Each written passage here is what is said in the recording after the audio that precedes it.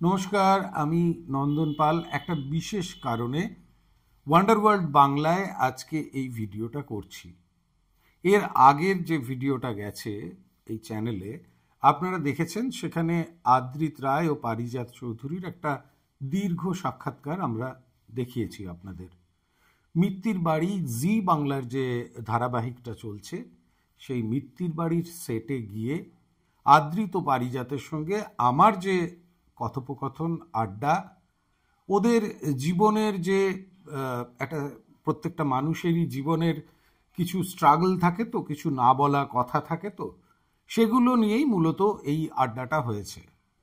সেই আড্ডার ভিডিওটা পোস্ট করার পর থেকে অদ্ভুত একটা জিনিস লক্ষ্য করছি, সেটা ইউটিউবেও এবং ফেসবুকেও। যেটা হচ্ছে, তার যে কমেন্ট থ্রেডগুলো, সেখানে একটা ঘটনা ঘটছে। অনেকেরই এই ভিডিওটা ভালো লেগেছে এবং ভিউজ থেকে, এনগেজমেন্ট থেকে আমরা সেটা বুঝতে পারছি। একই সঙ্গে একটা ঘটনা ঘটছে, যেটা থেকে আপনাদের সবাইকে বিরত থাকার জন্য আমি আজকে এই ভিডিওটা করছি। ঘটনাটা আর কিছুই না, আপনারা যারা সেই ভিডিওটার কমেন্ট বক্সে গেছেন তারা দেখেছেন মহিলার প্রতি যে অসম্মান, বা যেটাকে কি বলবো, সাইবার আইনের পরিভাষায় বলে সাইবার বুলিং, সেই কোট আনকোট সাইবার বুলিংটা শুরু হয়েছে। এই সাইবার বুলিংটা কি?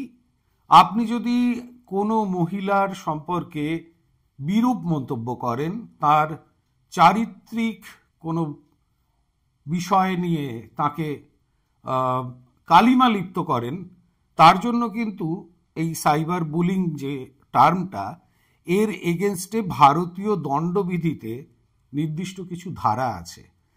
আপনারা, আমাদের যারা দর্শক, তারা সবাই আমাদের কাছে গুরুত্বপূর্ণ, কিন্তু একই সঙ্গে কোনো অভিনেতা অভিনেত্রীকে আপনার পছন্দ হতে পারে, অপছন্দ হতে পারে, একদম সেটা আপনার ব্যক্তিগত মতামত। সেটা নিয়ে আমি কিন্তু কোনো বক্তব্য পেশ করার জন্য আজকে এই ভিডিওটা করছি না। ভিডিওটা করছি যাতে আমরা কমিউনিটি গাইডলাইন্স, যে কমিউনিটির আওতায় আপনিও পড়েন, সেই কমিউনিটি গাইডলাইন্সটা যাতে ভায়োলেট না হয়। কেন এই কমিউনিটি গাইডলাইন্সটা জরুরি?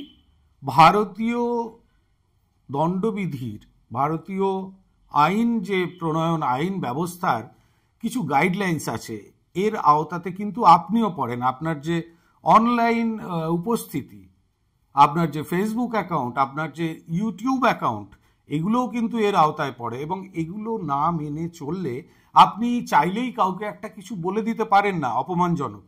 এগুলো না মেনে চললে ভবিষ্যতে সমস্যা হবে।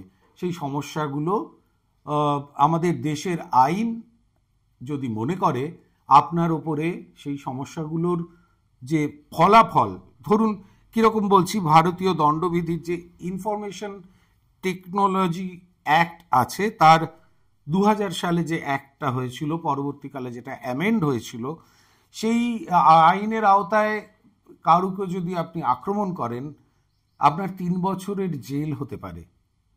একই আক্রমণের যদি পুনরাবৃত্তি আপনি করেন, সেই জেলের মেয়াদ পরবর্তীকালে 7 বছর পর্যন্ত হতে পারে।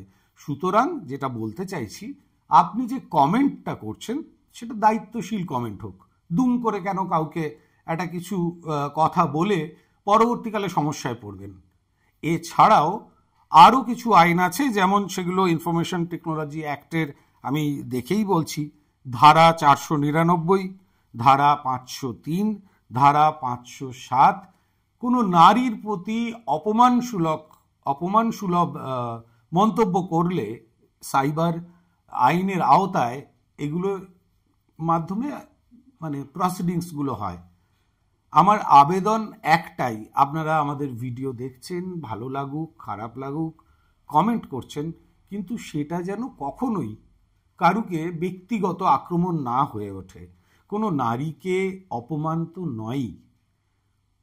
আমরা চাইব আপনারা এই বিষয়টি মাথায় রাখবেন।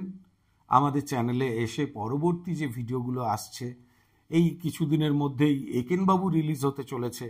একেনবাবু নিয়ে আমাদের দুটি গুরুত্বপূর্ণ ভিডিও আছে, সেগুলো দেখবেন, আমাদের সঙ্গে থাকবেন।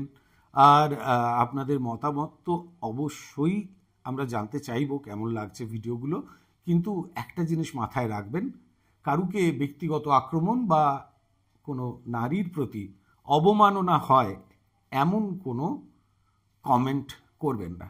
অনেক ধন্যবাদ, সবাই ভালো থাকবেন।